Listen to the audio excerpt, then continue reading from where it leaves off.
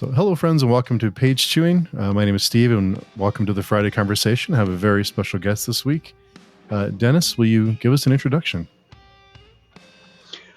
Hi, I'm Dennis E. Taylor, the author of the Bobiverse, among other books. I'm a retired computer programmer and obviously a science fiction author. And I noticed on your website you mentioned the E is a very specific purpose. Yeah, there's too many Dennis Taylors in the world. Yeah, it's funny that just that one little letter can change a whole lot in searches and things. Unfortunately, there are a couple of Dennis E. Taylors as well, so I didn't think this through well enough.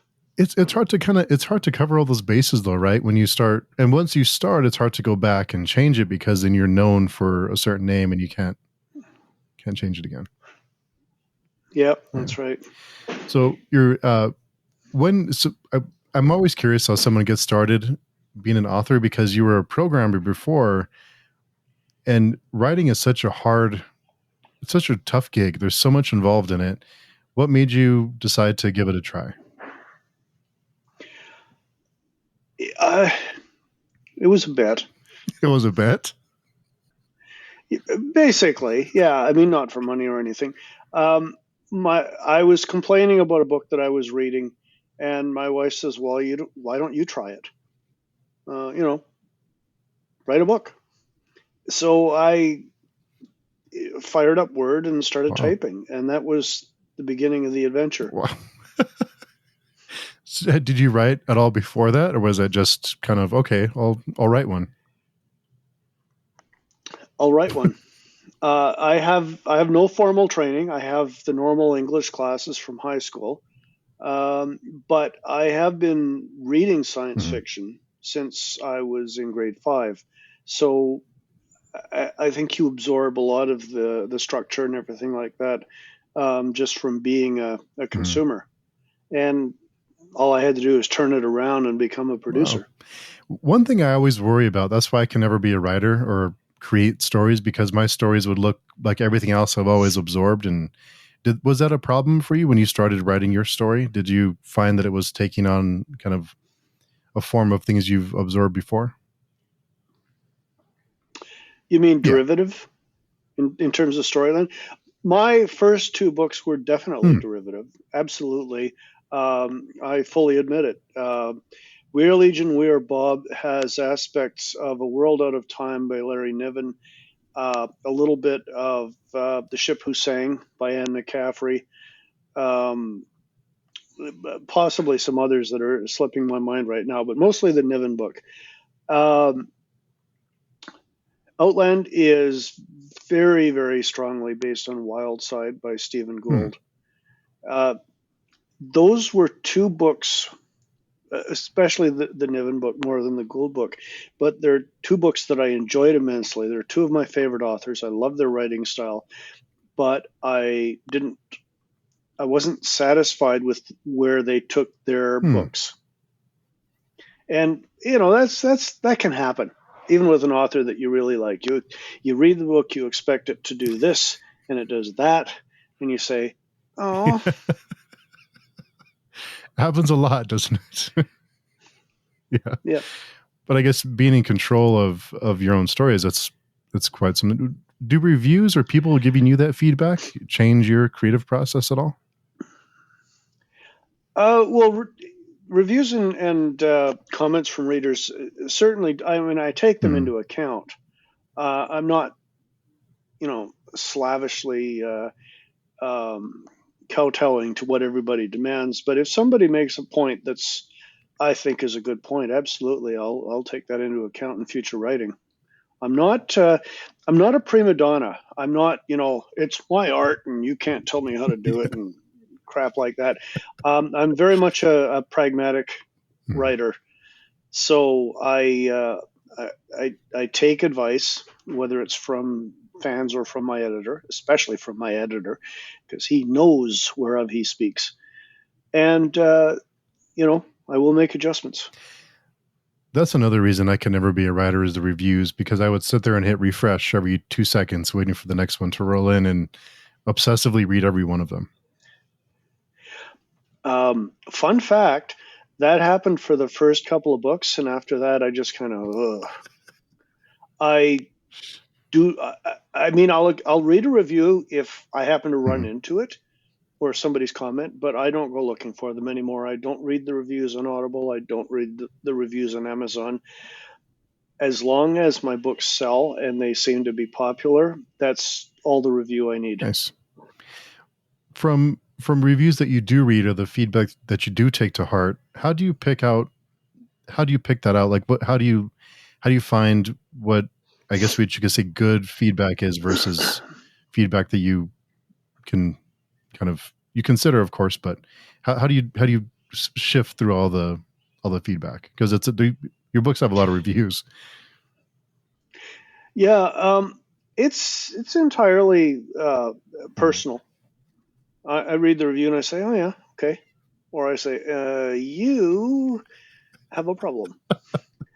A lot of people um, project their political point of view at Mm. me, and whatever that particular political point of view may be, and I Mm. ignore those. Those in one ear, out the other, over my head, whatever metaphor you want to use. Don't care.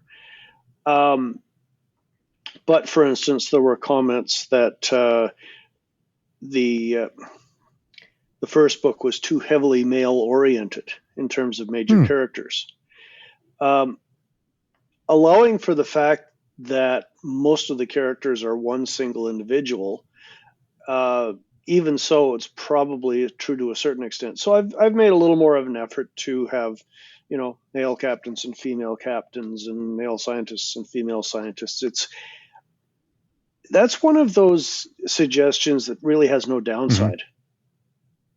I mean, it's like, why not? Um, but on the other hand, when I get somebody going at me because I portray the right in too much of a negative Mm. uh, bent or something like that, well, you know what? I wrote the story the way I wrote the story, and I had a reason to go the way I went, and I'm not going to be concerned about sparing people's feelings. Everything is so hyper. Everything can be so hyper political to us. But I try to remember that it's only a select. It's the loud minority that are, and it's hard to remember that sometimes with social media. Well, it's hard to remember it because they're the ones generating most of the Yeah. noise. It's a very small group of people. You're in the Hmm. States, right? Okay, let me tell you a slightly political story.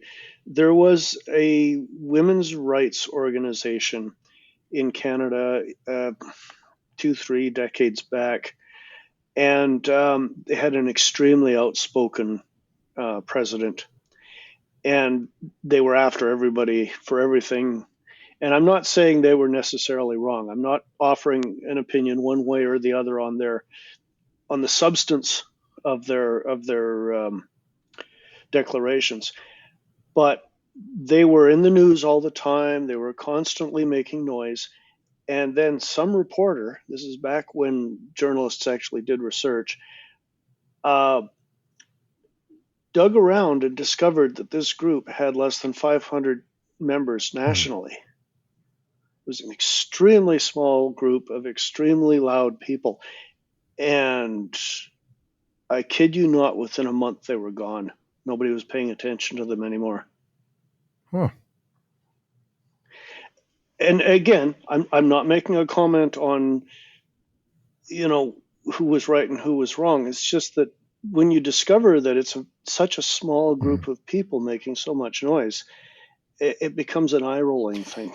Yeah, I think it's a important point to make because especially now online, the loudest voices get the most attention, and if you engage with those voices, and it amplifies the voice. But whether it's good or it's bad or it's well intentioned or not, it's if you boost it and you engage with it, then it grows and grows and grows. Yep. Yeah. So that's another thing. I simply don't engage. If somebody writes me a screed about how I misunderstand democracy or something like that, I straight into the bit bucket. Do you get those? Do you get that kind of feedback sometimes? Really? I did, from one individual. Yeah. Yeah, he didn't like the way I portrayed the discussions in Earthside about governments. Wow. Jeez. Really, and I keep coming back to the thing. This is fiction. All right, I'm not writing a textbook. I'm not trying to be right. Mm-hmm. I'm trying to portray how a bunch of university students would Mm-hmm. think. And they're not necessarily right. You know, they may have a slanted point of view. Everybody always talks about, my headphones just made a noise, sorry. Everybody just always talks about how universities and colleges are ivory tower, left-wing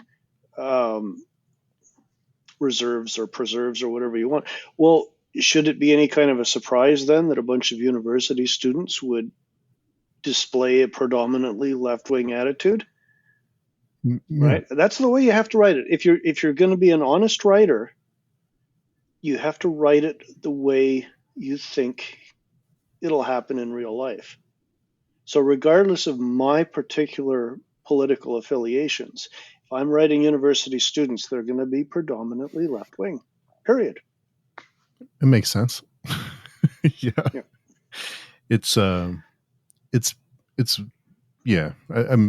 There's a lot that when everything's political, it's hard to separate. It's hard to, I think a lot of people read for the escape, to go to a different, to go to another world, or just read about things that could never happen. Well, hopefully some of the things could never happen. But I think when you bring everything back to reality, you lose that escapism. You lose the feeling of being off in a fantastical world that you can lose yourself in. Yep, I agree. And I think a lot of the comments that authors get in general from people who are saying, don't insert your politics into the story. Nobody wants to hear your politics. Stay in your lane. All those comments. Generally speaking, most authors who bother to respond at all to those basically respond with the verbal equivalent of a middle finger. John Scalzi's really good with that. He tells them to take a hike in no uncertain terms.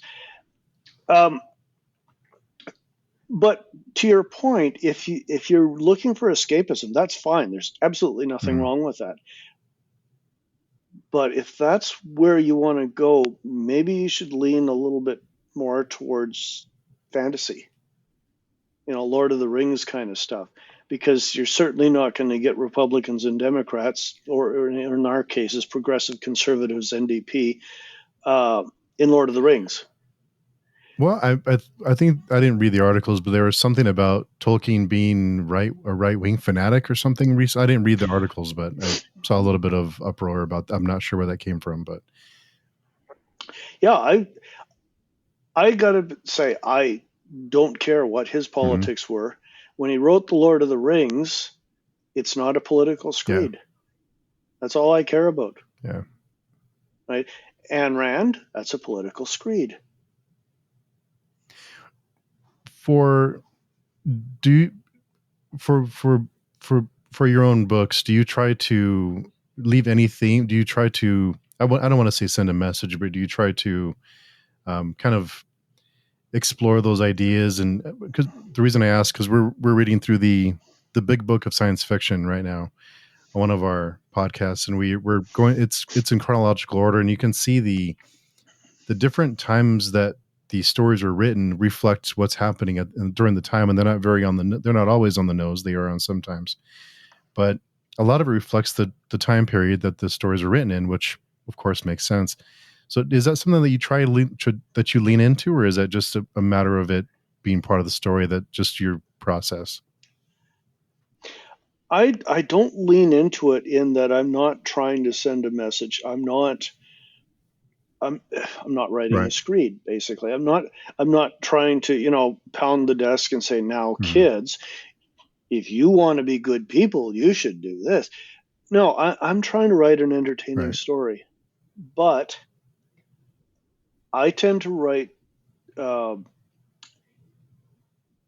I don't want to say in the real world, because obviously that would just be fiction, but based in the real world. So my characters go to Pizza Yeah. Hut and McDonald's and stuff like that. I mean, I'm not scared to mention real Mhm. life authors.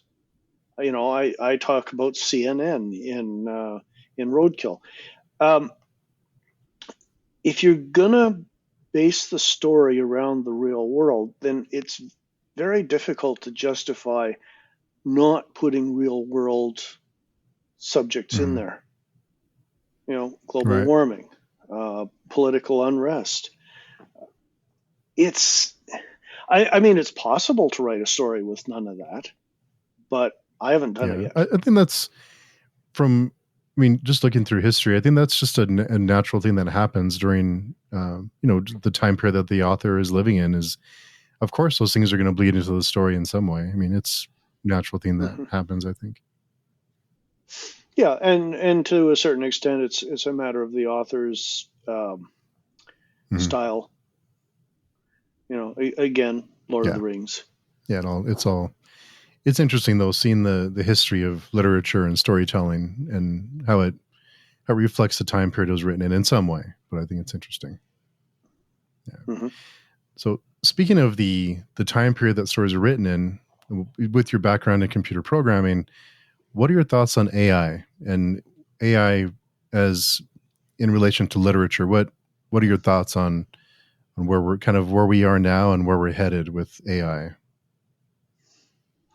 Do you mean how AI is going to affect things in the real Well, world? how it'll affect literature Or, and storytelling in the future? well, I tried using Chat GPT.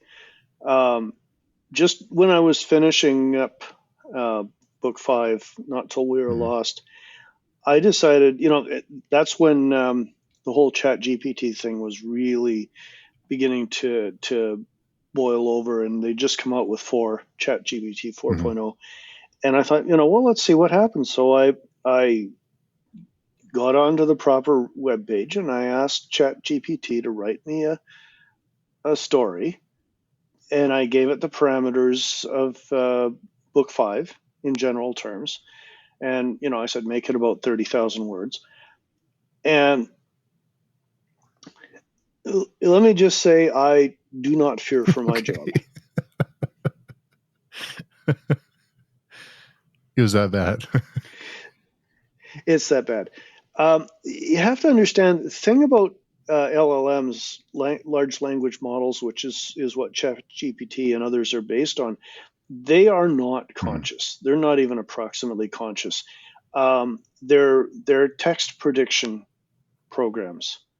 They use statistical methods, and they're trained on a large database of existing text, and they use that to predict the next word, the next sentence, the next paragraph based on the parameters that you've given them, which is a list of subjects and Mhm. stuff like that.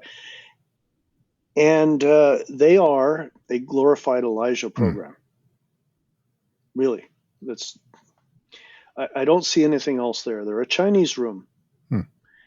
and when we get real AI, that might be a different thing. But I don't believe we're there yet. It's so interesting because all the different authors I talk to, they all have wildly different answers for that. Some people are like yourself are not worried at all about it, and some people say that we're in a lot of trouble with AI and what it's capable of, and in a few years, all half the books on Amazon will be AI generated. So it's so interesting seeing the reaction. Yeah, well, in a few years, of course, things may or may not Mhm. be different. Um, I don't know if you're aware of it, but the amount of hardware and power requirements that are used by even the current chat GPTs are absolutely insane. They're predicting that by 2035, I think is the date, uh, AI systems based on the current stuff will use 25% of the world's total electrical output. Wow, really? Yeah, yeah. I'm actually part of an X Prize group right now in quantum deep tech Hmm. that's trying to create a prize for somebody who can uh, create a form of AI hardware, AI technology that's 1,000 times or 10,000 times less energy Oh, intensive. wow. Simply for that reason, because if things keep going the way they are, pretty soon you won't have lights in your house because the AIs need the electricity. Wow, that's so interesting. I didn't know. Well, I didn't hear about that at all. Yeah, the data centers that the various major AIs used right now are huge. They're acres and acres of computers and cooling units, and in many cases they have their own generating Hmm. substations and stuff, and they're sucking up megawatts. Hmm. And all they're doing right now is, chat GPT level stuff. When you start getting into real AI, the data processing requirements are going to be orders of magnitude higher because they have to emulate neurons. Wow. Uh, and that is an extremely data intensive task for a digital computer, for a general purpose digital computer. Um, IBM right now has something called a North Pole chip, which is a neuromorphic chip. It's a complete departure from existing computer systems.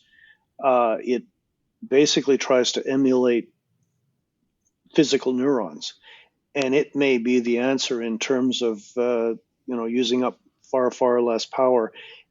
If they can get that thing off the ground, maybe we will have AI. But as long as we're using, Windows machines basically and Linux machines, it's not going to happen. Wow. Yeah. I didn't realize that. I mean, the it's in how far we've come in the last 40 years with technology. I'm sure you're more aware of it than I am, but I remember back in 1991 with my 486 SX with 4 megs of RAM, and I was the coolest kid on the block with my 2400 baud modem. I mean, I was but it's interesting to see where we are now versus where we were 30 years ago. I started with a TRS-80 Nice. with Yeah. 16K, not meg, 16K of memory, and a cassette for saving programs. Yeah. Yeah. Swapping. That was a fun It little was unit. fun. It was fun times. Yeah. Yeah. It was. I fell in love with DOS and command lines, but now I'm Mm-hmm. don't have the patience for them anymore. Yeah. We've come a long way. But Yeah. with as far as the demand for AI or the power demand for it, something like Soma, the 5 minute videos that I believe that's the engine, the Soma, the 5 minute videos that they've created that they've been showing off for the last couple of months. I'm sure those take a lot of energy too, or a lot more than text. So Yeah. Well, I mean, right. graphics generation does take, uh, um, take more power than text generation. But on the other hand, the output is far more limited. So probably graphics generators overall will use Hmm. um, less power than text generators because the input is more constrained and the output is more constrained. Hmm. Hmm. Interesting. Very interesting. When you started your going back to your work and your when you started writing the first book, did you have an idea where it's going to go, or did you know how many books would be in the series when you first started writing it? Well, when I first started writing it, I wasn't really specifically uh, planning on Oh, publishing. okay. It was an exercise. And by the way, the first book I wrote was Hmm. Outland. But it was an exercise to see if I could write a book. And I actually thought a couple of times during the process, am I wasting my Hmm. time? I mean, is this going to go anywhere? Am I just going to, sink 50 or 100 or 200 hours into this and set it aside? And, another project stuffed in the attic, kind of metaphorically speaking. Um, but then I get into things, and I decided, when I finally got Outland finished, I decided, okay, well, these other books are on Amazon. Let's see if I can get it onto Amazon. So I did the research, figured out what Amazon needs in terms of, the cover and format and stuff like that. And I put it up on Amazon for $1.99 or something like that. And I actually made sales.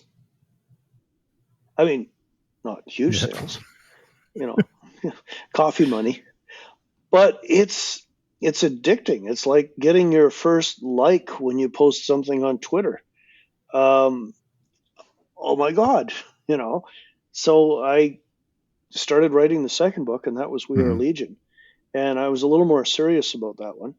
When I was finished, I shopped it around to, well, I started to shop it around to agents using Query Tracker as my Hmm. source list. And I got a bite on the second Wow. agent. Yeah, and that was Ethan Ellenberg. And then suddenly I have an agent. Now we're getting serious. Now this is Yeah. getting real. What on your second agent? Because I hear a lot of authors they shop their work for, and they go through hundreds of queries and denial. So, what did that feel like to have an agent? Just to say, I have an agent. That must have been a wild feeling. That was a wild feeling, no question. And I, I think this is the biggest problem that I have when people want my advice about being an author is I have no clue. I don't know what I did. I don't know what I did right. I don't know how I did that. I stumbled and bumbled into the career, and I'm still trying to figure out how I got here. So when people say, "What's your secret?" Uh, uh, Hopeless optimism. I don't know. That can get you places though, just to be optimistic and just positive. Yeah, there's sayings like people who say something's impossible are annoying to those of us who are going ahead and doing them, or something weird like that. But yeah, if you don't know that what you're doing is crazy and you just go ahead and do it, sometimes it just works. Yeah, I think if you sit back and look at all the obstacles in front of you, you spend more time dreading doing it than just actually just doing it and see what happens. Yeah, you can psych Yeah, yourself out. you can talk yourself out of it. Yeah, I had no expectations, so I couldn't be psyched Yeah. out. When you started your second book, Real Legion, did you know how many books would be in the series, or did you just let it come out? I was pretty sure there'd be more than Hmm. one book. I thought it would be great to write a trilogy, but I have a problem in that I tend to write very Hmm. lean. I'll start writing a book and I think, okay, 80, 90,000 words, and I'll hit 40,000 words and I've written everything. But the problem is I tend to Hmm. summarize a lot, and then I have to go back and I have to have the action happen there, in media res, action on the page, and then it starts to Hmm. grow. So it takes me several iterations to get a book out to full size. But I had more than enough material for a trilogy, so that worked out. So you had an outline when you started the first one, or you had an idea where it would go? Outline's a strong word. I had some ideas. from your journey as an author, what have you learned about yourself during your time writing? I am a procrastinator par excellence and lazy AF. I really, this is the ideal job. This is the ideal employment. I set my own hours. I work wherever I happen to be. If I want to get up at 10, I get up at 10. I have naps in the afternoon. I take time off to go biking or snowboarding. I do a lot of my writing out on the patio because that's just calming somehow. And I still manage to procrastinate. I mean, come on. How do you, since you do make your own hours, you do have your own schedule and your own routine, how do you not procrastinate as much? I guess the best thing to do is to get anxious about the money, and then suddenly I'm motivated. It's a good motivator. Yeah. Well, I am under contract with Audible, and that helps. I mean, they have expectations. They've paid me money. They'd like to see some product. So if I procrastinate too much, I start to feel guilty, and then I get my butt in gear. But it does take something like that sometimes to get me going. Oh, wow. On the other hand, once I get going, I go on a tear, and I'll produce half a book in a couple of weeks. Oh, wow. So just a matter of being motivated then. Yep. It's a matter of getting the momentum going. I think my problem is momentum. I lose the momentum and I'm into procrastination mode. I get the momentum going and I'm into heavy production mode. So just have to have the mood strike. Yeah. Yeah. And then take advantage of it. Do you have a kind of a ritual when you do sit down, you do get in the mindset and the mode to be productive? Do you have to have a certain music playing, or do you have anything else that helps you get in that mindset? No, especially not music, which it tends to be distracting. I mentioned that I like to sit out on the patio to write. And part of that is just because it's comfortable. Part of that is because it's away from distractions. And I think part of it is that I've just trained myself to write when I'm out on the patio. So that's one of those self-fulfilling things. I always start by reviewing the manuscript to date, to that point. And that usually gets the creative juices flowing and allows me to think, okay, now the next thing that should happen. And then I'm off to the races. Do you have someone that you bounce ideas off of when you are going over the manuscript, or you are kind of deciding where to go next? Do you have someone that you throw ideas out of and get feedback from during that process? My wife, all the time. It's literally her job. Oh, okay. I mean, the company pays her. I've incorporated, but the company pays her to be, executive assistant, which basically mostly means she takes care of trip planning and stuff, because that sends me into fits of anxiety. But she also does alpha reading, and I bounce ideas off of her, and she takes care of a lot of my social media stuff. Okay. The social media stuff would give me the most anxiety, just keeping up with all that. Yep. Yeah. Plus, I never know whether I should respond to somebody or not. If somebody makes a comment or something like that, I'm thinking, well, do I say something? Do I, hit like? Do I ignore? What do I do? Blaheen has a natural feel for it. So she will, respond on my behalf when it needs it. That's convenient to have. And Yep, and she posts stuff if we have a good picture or some event or something like that. She'll put it into Instagram. What's some of the harshest critique she's giving you on your work? She doesn't No? do harsh. No, she doesn't. Um, but she will say, something doesn't feel right or sound right, or that doesn't feel like an honest reaction. And that's valuable because sometimes I will do the thing that probably all authors do at one point or another, which is to make a character do something to serve the plot, even though it may not be in character. Yeah. That must be a hard trap to not fall into. It is. And it's what do they call it? An idiot plot? Idiot script. That's what it is.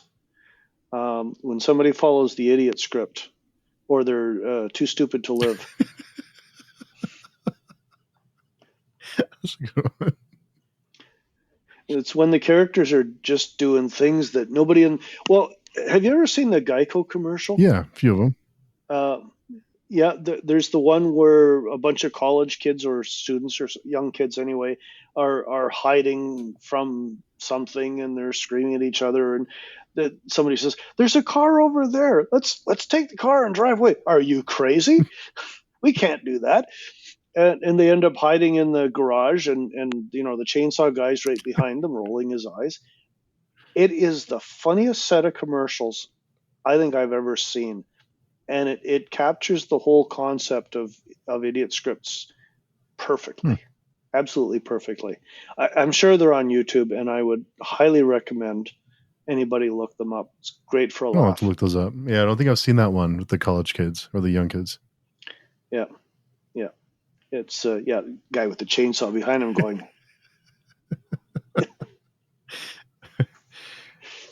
So speaking of horror, chainsaws, have you ever considered writing something in a different genre, or is science fiction just your wheelhouse where you feel most comfortable? Science fiction is definitely my wheelhouse. I mean, as I said, I've been reading it since I was in grade 5. I have played with the idea of writing something in a Da Vinci Code kind of style, something that's less sciencey and more thrillerish. And I have an idea actually in my head that I've been working on for a couple of years, casually. But I think that would be a one-off kind of thing, just to test the waters. For your contractual obligations, if you did write like a mystery or something in a different genre, would that be something that would be part of that contract, or would you need to have a new agreement for that, or would you self-publish it? I think we'd have to have a discussion about that. We usually do discuss my next project before I start anyway. So, if at some point I said, "Hey, I want to do the Da Vinci Code equivalent thingy," and Steve, might grab his throat and fall to the ground, and that's probably a no. But if he says, "Hey, go for it," then, off we go. Yeah, I don't think it would land outside the contract, though, because, if I've got a contract for 4 books, they don't really care for me to go off and do something where I'm not writing the 4 books. Right. Yeah, I wasn't sure how that worked. If it was a contract for a certain series or for a certain kind of framework to fit into. Yeah. Well, my current contract with Audible is for 2 Bobiverse books and 2 non-Bobiverse books. Contracts are so interesting to me. What are there I know you don't like to offer too much advice, but for someone who is going over contracts, what are some red flags that you avoid with that you would avoid or recommend someone avoiding? The biggest one would be trying to handle the contractual process myself. That's what agents are for.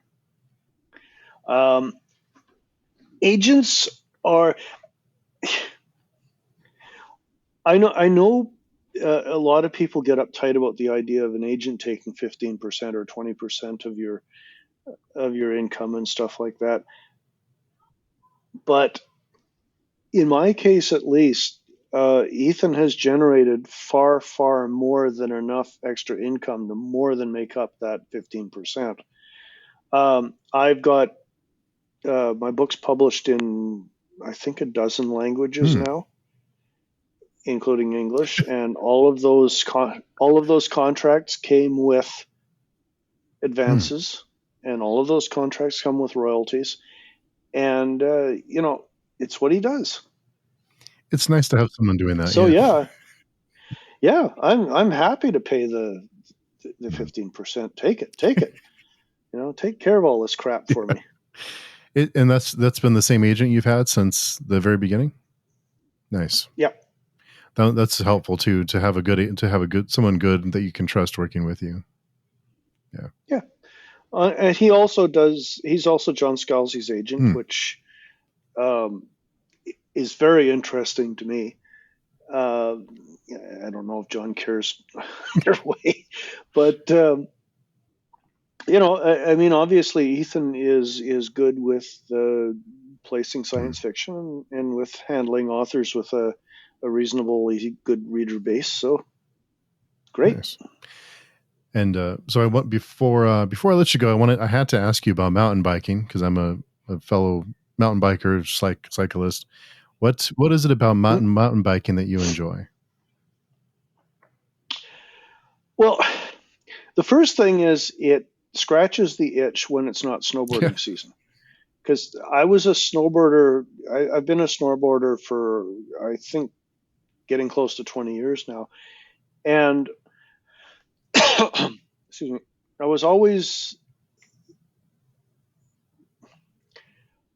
I didn't like the period between the end of snowboard season and the beginning of the next snowboard season.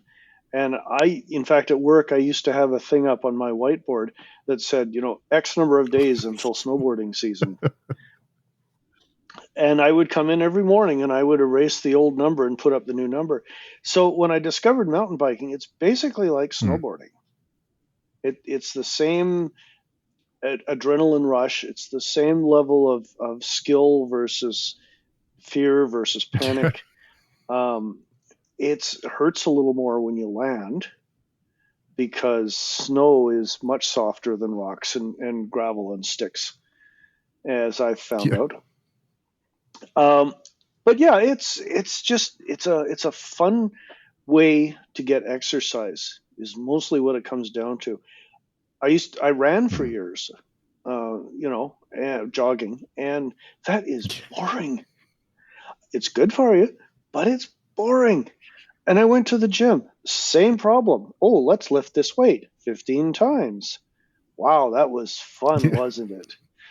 Yeah, it's very difficult to keep the discipline going when your form of fitness is not interesting. Yeah. Right? But I look forward to getting on the bike and getting out there. And that just makes it so much more dependable. When was your last crash? Major or dab? Because I dab every time I go out. Major. The last one that hurt, that you felt the next day. Oh, yeah. I crashed twice on A-Line last year, within 3 weeks of each other. Yeah. I have you can't really see them, but I have scars on my left elbow from the first crash, because for some reason I wasn't wearing my elbow pads.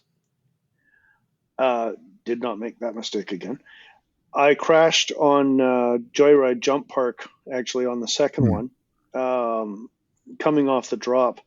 And I don't know what to tell you. It hurts. And it hurts a lot more at my age, too. But what do? You get back on the bike. Do you ever travel to other trails, or do you mostly go in your general area? Well, I live in Coquitlam and Whistler. Oh, okay. And in Coquitlam, there's Burt Flynn Park. There's also Eagle Mountain, but I don't really, or yeah, well, there's Eagle Mountain and there's Burt Mountain close to my place, but those are, pedal up, ride down, pedal up, ride down. Burt Flynn is more of a trail Mhm. ride. The elevation's relatively stable. I prefer that. And when I'm in Whistler, of course, I do mostly the bike park, but there's also a lot of trails around Whistler Mhm. too. I'm thinking of doing Cumberland on the island next Oh, nice. year. They have an incredible trail system out there. We were there a couple of weeks ago, and I checked it out. It's really impressive. So I think next time we go to the island, I'm going to bring my bike and hit Oh, Cumberland. nice. It's always fun going to a new trail and kind of testing yourself and seeing if you can walk out of there without injuring yourself. Yeah. Well, my wife threatens to bubble wrap me all the time, and I think that would probably affect my riding. Yeah, I think so. And it's always when you forget to bring your elbow pads that you injure your elbows. Yeah, so I now don't forget anything. I look like a knight in black plastic Yeah. armor these days. I've got the full kit every time. Well, for the downhill park. I mean, trail riding's different. I still manage to hurt myself no matter what it is somehow. Yeah, stuff, especially the low speed crashes. Those are the most embarrassing and the most painful. Yeah, I think that's something that I had to learn. It took me a while to learn that is when you slow down, you're more likely to hurt yourself, and it's to have confidence and roll over things instead of stopping and trying to finesse it. Just sometimes you just roll over stuff. Yeah, I'm still having trouble with that on tech trails. I tend to take them too slow, which means I'm more likely to spill. It's such an interesting sport, though. It's a lot of fun. Yeah. Mm-hmm. Yeah. But I have a couple more questions before I let you go that I like to ask all of my guests. Sure. The first one is, do you have any favorite family recipes? Well, favorite family recipe, yes, but cooked by the wife, not cooked by me. Sure, yeah, it cooked by anyone, yeah. My recipe is limited to craft dinner. I can boil water, but my wife has several meals that she makes that I really, really love. There's a ragu meat and pasta recipe that I really love, and another one that involves tomato and bacon. Pasta again. Strangely, I'm beginning to notice a pattern here. But I'm a simple person in terms of eating. I don't like fancy stuff, cordon bleu and stuff like that. I just like normal food. Yeah. Easy to please. Yeah, I mess up a bowl of cereal, so yeah, I have any. Yeah. There you go. I can relate there. Yeah. The next one is, if the zombie apocalypse started today, what weapon would you choose? Oh boy.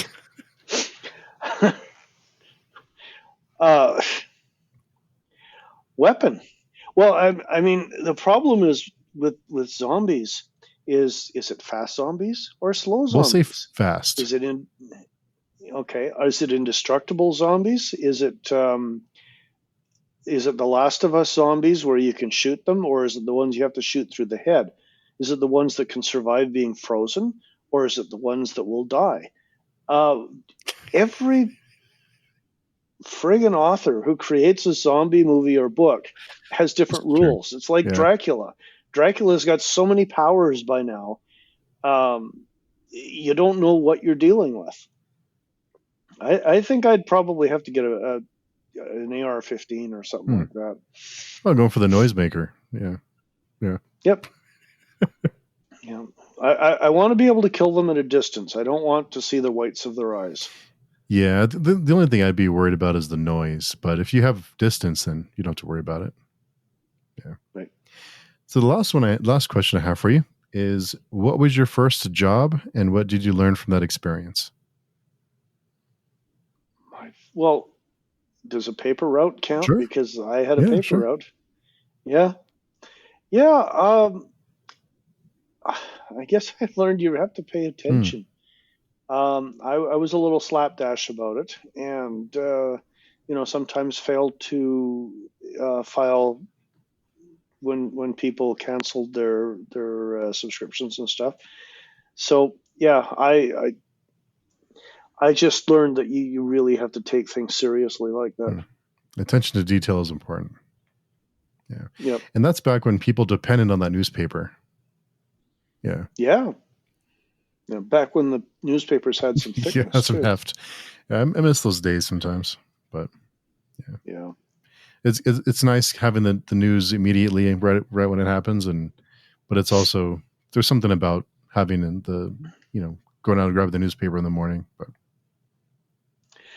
well, my biggest regret is, concerning the internet, of course, is that because it's free, there's no revenue stream to pay real journalists, and journalism is a dying profession. Is it dying or is it dead? Well, jury's still out. That's close. It's debatable, I think. Yeah, it's tough. It's tough. But I know you're very busy. Thank you so much for making some time for me to come in and BS with me for a few minutes. All right. Thank you for having me. And if anyone's looking for you, where can people find you and find updates on what you're working on and when to find your new work, the new stuff you're working on? Well, I have a blog, DennisETaylor.org, which I don't update nearly often enough, according to the people who follow me. I'm also on, Twitter or Sitter or X or whatever the heck it is this month. Blue Sky, Threads, Instagram, Facebook. Anything else that comes along. Gotcha. All right. Well, I'll include those links down below. And thanks again for making time for me. All right. Thank you very much. Thank you.